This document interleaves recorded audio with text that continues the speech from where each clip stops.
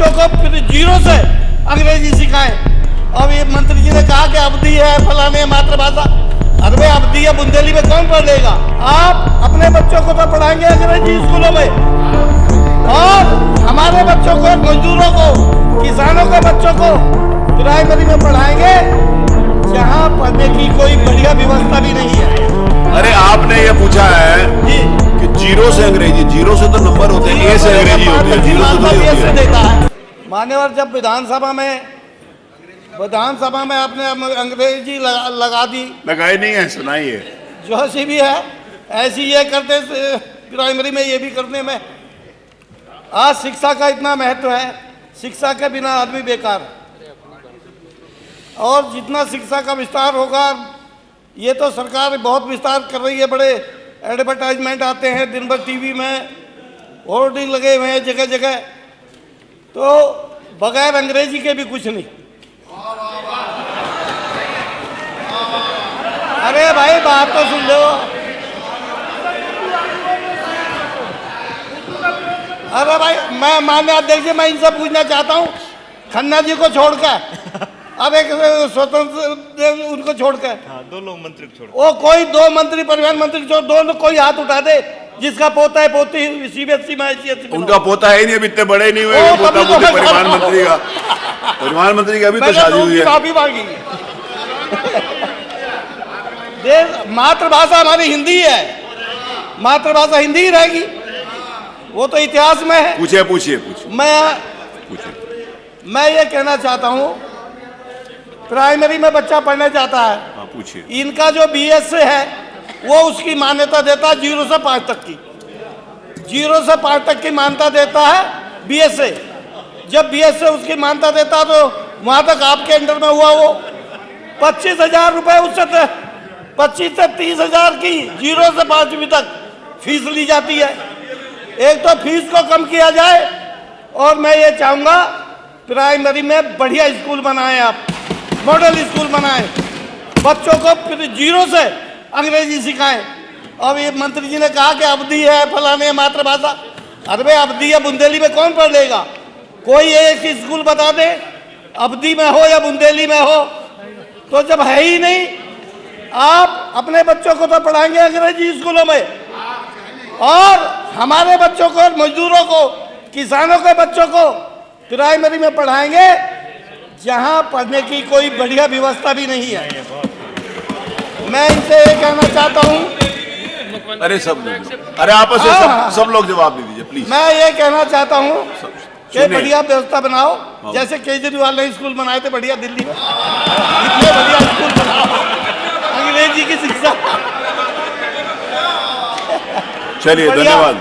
अरे आपने ये पूछा है जी कि 0 से अंग्रेजी, 0 से तो नंबर होते हैं, ए से अंग्रेजी होती है, 0 से थोड़ी होती है। देता है, जब BSA देता तो वो इनके अंडर में आया। चलिए धन्यवाद। 25 से 30,000 की फीस ली जाती है, तो बताइए सरकार को शर्म आनी चाहिए नहीं? आप 25 से 30,000। अरे प्रश्न पूछो, फिर आगे बढ़ जाएंगे।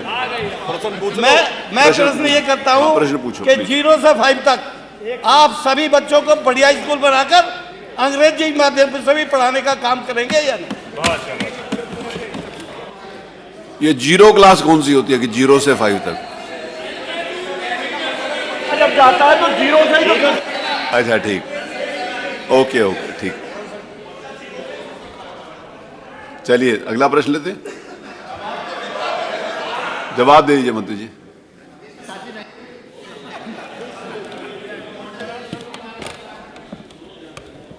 माननीय अध्यक्ष महोदय, माननीय सदस्य ने प्रश्न किया है अंग्रेजी माध्यम शिक्षा को लेकर के, उसके साथ साथ माननीय सदस्य ने जो शिक्षा की व्यवस्था है उत्तर प्रदेश में वर्तमान में और 2017 से पहले जो थी उसके ऊपर भी प्रश्न उठाया है। मैं आपके माध्यम से माननीय अध्यक्ष जी सदन को अवगत कराना चाहता हूं कि अंग्रेजी माध्यम के जो विद्यालय हैं वो NEP 2020 लागू होने से पहले उत्तर प्रदेश के अंतर्गत इंग्लिश मीडियम के विद्यालयों को अलग से चयनित किया जा रहा था, जिसके माध्यम से 13,250 विद्यालय वर्तमान में इंग्लिश मीडियम के माध्यम से जो पठन पाठन का कार्य है इन विद्यालयों में कराया जा रहा है वर्तमान में, और एनईपी 2020 लागू होने के बाद में, क्योंकि मातृभाषा में शिक्षा को ग्रहण करने के लिए इस पे फोकस किया गया है, लोकल जितनी भी हमारी भाषाएं हैं उनके ऊपर भी एनईपी 2020 में फोकस किया गया है। इसको हम सब लोग ध्यान में रखते हुए एक व्यवस्था बनाई गई है कि हर एक विद्यालय में इंग्लिश को एक सब्जेक्ट के रूप में पढ़ाया जाएगा, और ऐसा हमारा उत्तर प्रदेश में आज कोई भी विद्यालय नहीं है जहां पर इंग्लिश एज अ सब्जेक्ट उसको ना पढ़ाया जाता हो। बच्चों के पास में इंग्लिश की जो पुस्तकें हैं वो हर एक विद्यालय में हर एक बच्चे तक पहुंचाई जाती है। केवल और केवल इंग्लिश मीडियम जो विद्यालय है उसके बारे में मैंने पहले आपको जानकारी अवगत करा दी है कि इस व्यवस्था को जब एनईपी 2020 आ गई उसको समाप्त कर दिया गया। माननीय सदस्य ने इसके साथ साथ और भी अन्य कई प्रश्न उठाए। उन्होंने कहा कि शिक्षक जो विद्यालय परिषदीय विद्यालय है उत्तर प्रदेश में, जो उनकी गुणवत्ता है, उन्होंने उसके ऊपर बहुत विशेष चिंता जताई।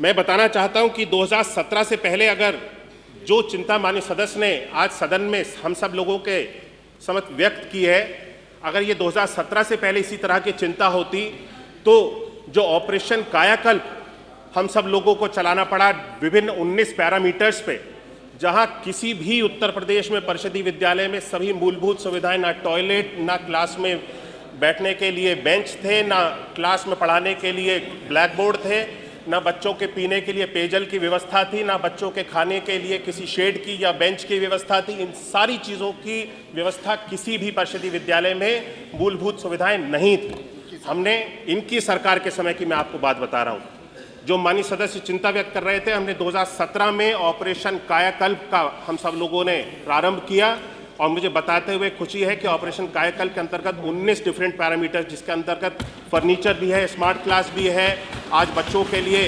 टैबलेट के माध्यम से पठन पाठन के कार्य हो रहे हैं, बच्चों को क्लासरूम में बैठने के लिए फर्नीचर है, टॉयलेट्स हैं, पीने के लिए पेयजल है, पंखे भी हैं, सारी सुविधाएं हैं। इन सारी सुविधाओं को 19 पैरामीटर को हम सब लोगों ने प्रदेश भर के सभी विद्यालयों में 100% आज पूर्ण कर लिया है।